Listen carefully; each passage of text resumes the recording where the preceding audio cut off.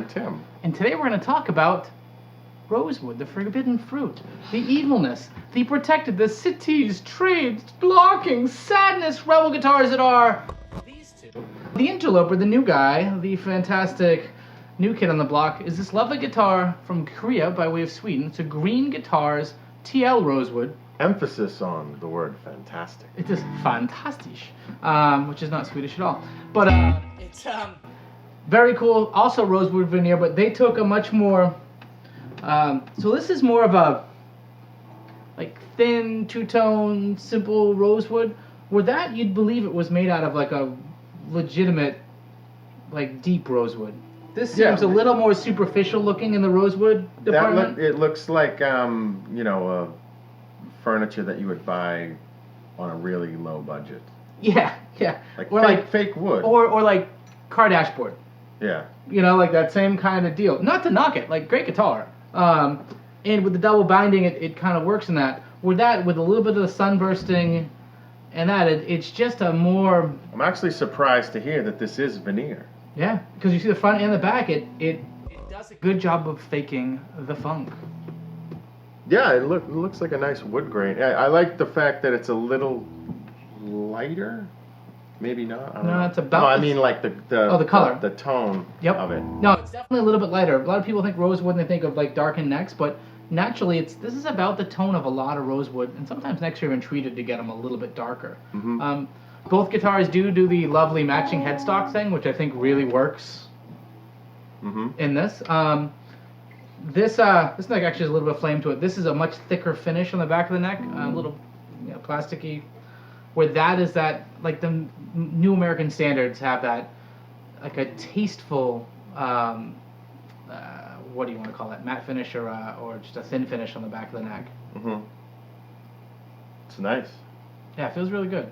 I think that has no name tuners on that one, no name tuners on this one. I will say the Green Guitar has the individual adjustable saddles, kind of a more modern take on things, where this is the vintage style brass saddle, that have the bevels on it, so that you can mostly intonate. You've got a Wilkinson in the neck here. I'm not sure what this is. This is Wilkinson in both. So, okay. That guitar, standard on those guitars, comes with Green Guitar pickups. There's probably a Korean pickup that comes out of the factory. Supposed to be tasty, nice things.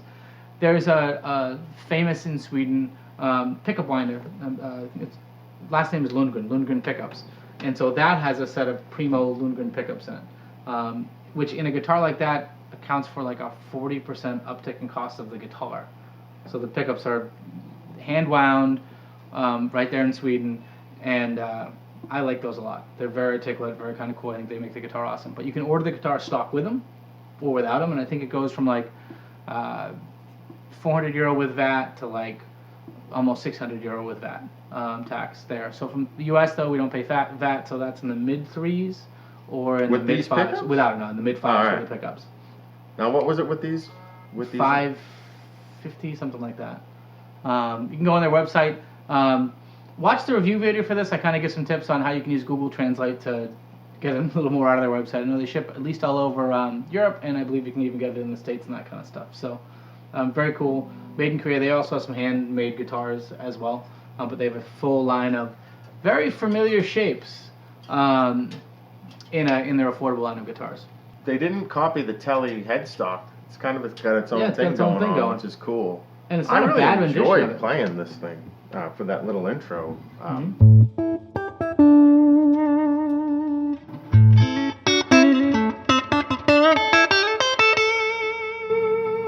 For once, I kind of don't have anything negative to say. I mean, it's a really nice guitar. It's a nice guitar. Extra plug for Green Guitars. They're out of Sweden. Jonas and Jesper from Guitar Rehab YouTube channel actually worked out a deal where I got to borrow this while it goes en route to Mason Green from Green Child Amplification. Check out both their stuff. We'll have more stuff on where to buy this and stuff, but those guys were all kind of instrumental in having us stop by and hang out for a bit, and we figured it was worth it to get a few videos of it out before it goes on its way down to, I think it's New Mexico is where it's moving for the rest of its life. So Mason Green. Green Guitars, same last name, so he's like, that's a guitar I'm going to have to hold on to. So he'll have his last name on the headstock. That's cool. Enjoy, Mason. Now, the actual Green, the company, Yeah. is it a namesake or is No, so they. It's funny you asked that. Good question. It's a couple different things. The guy who, Anders Axelsson, who's the guy who founded Green Guitars, I guess he does some consulting work in like sustainable green energy, green initiatives and stuff in Sweden. So there's that. I think Peter Green's one of his like idols, and I forget the other one, the green. But there's a few reasons why they chose green. Kind of a cool thing. Well, I encourage you to watch the other video for this. There's a ton of information on green guitars. Yeah. So just for rig, before we get going, Tim's playing out of a Princeton Reverb amp, the reissue. Blackface one with a Boss BD2 Blues driver and a Boss TU2 chromatic tuner. If I play anything, it's been out of my Mesa Blue Angel, usually just with a little bit of soul food from Electro Harmonics. So anyway, we'll do some tones.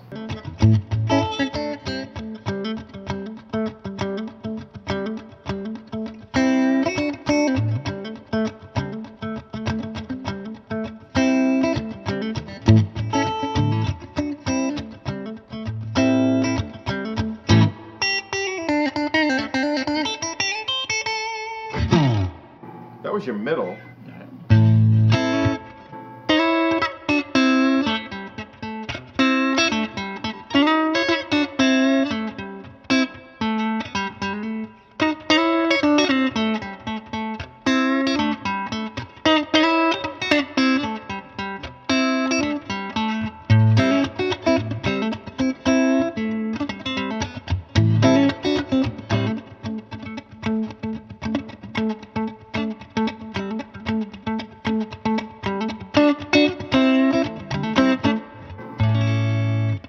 Nice sounding guitar. You even throw in the bridge though. I'm enjoying give a little it. bridge.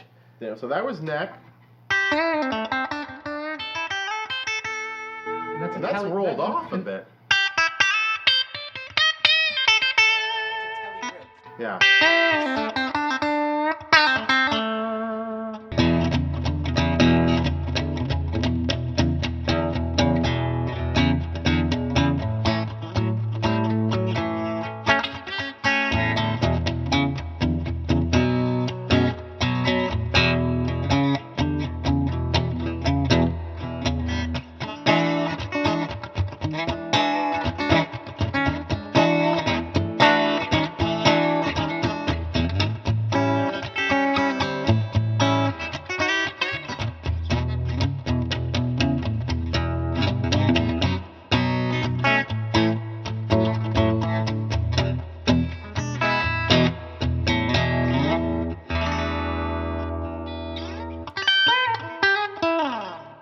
So, for anyone new here, Harley Benton is the store brand guitars. They're mostly made in China, with some in, I think, Vietnam, from Thomann, who's one of the largest distributors in Europe of, they sell everything, Gibson, Fender, PRS.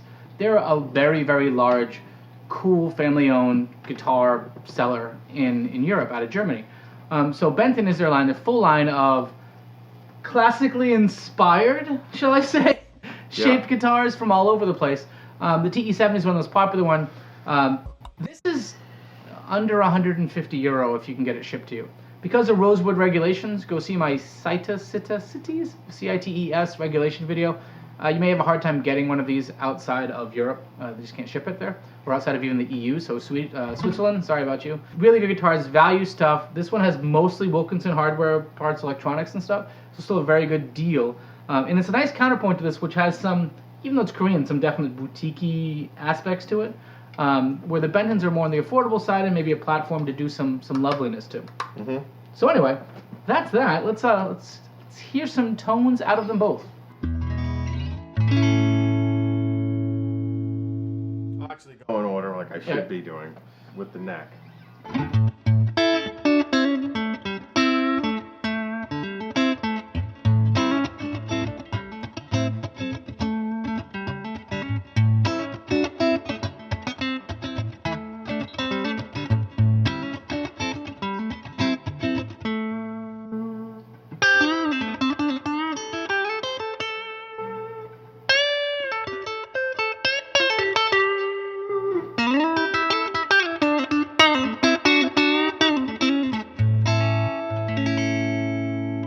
Nice.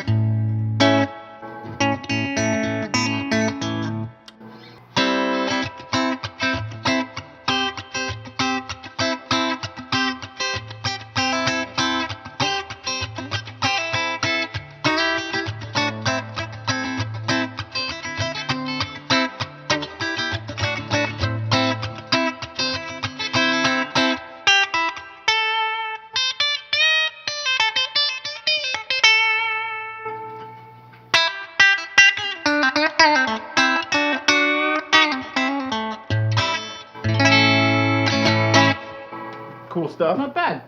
So from a clean tone perspective, what do you think? I'll lead with your thoughts on it. What do you think? Just based on sound alone. Yeah, or in general, just start with tone, and then we can kind of work our way from there before we get to dirty tones. They're within a a degree of wheelhouse of one another. Mm-hmm. It's not like one is drops off that considerably. I would give the edge to that. It might beat it a little bit more than a nose. Like I think that's a really nice axe right there. And not to say that this one is bad, but when you're talking I think that value-wise, $150. You can't beat that. I will say that you pick it up, it plays it, and you're like, oh, it's a pretty nice telly. You know, like it sounds pretty good. It plays the telly tones. It's probably a little bit more on your like 50s style telly from a tone perspective. You know, like they're not big whopping. These pickups were really designed to be like a more modern telly set of pickups that you can play with some overdrive. They don't get limp, and I think that they have more presence. Yeah. And they definitely have more presence than that. I think that if you're a telly purist and your rig is set up to play in like that semi more vintagey style, you might be all right. This is pretty good. But I think sitting back and hearing the tone, this just seems to be a lot more At the end of the day, usable. I would say, dude, just save your pennies and get that one. Right? Like, all day long. Or if you couldn't, you buy this and then go call Johan Lundgren. I think it's Johan. Anyway, Mr. Lundgren from Lundgren Pickups, and get a set of Lundgrens for that, or Duncan's, or whoever else's, Buddha's. Pick your guy. It's a great platform for it. I think weight-wise, they're probably pretty close, right? Close. This feels maybe a little bit more heavy. A little heavier. And like I say, that has definitely a more plasticky feeling neck, where this has a very slim, very, very nice. This is a D-shaped neck, where that I think is maybe a little thicker C. Both necks are really comfortable. This has got a lot of lacquer on it. Yeah, it's thick. And that has got the skunk stripe, where this doesn't. Gonna play some. I'll get into the dirty driven tones out of it. Driven.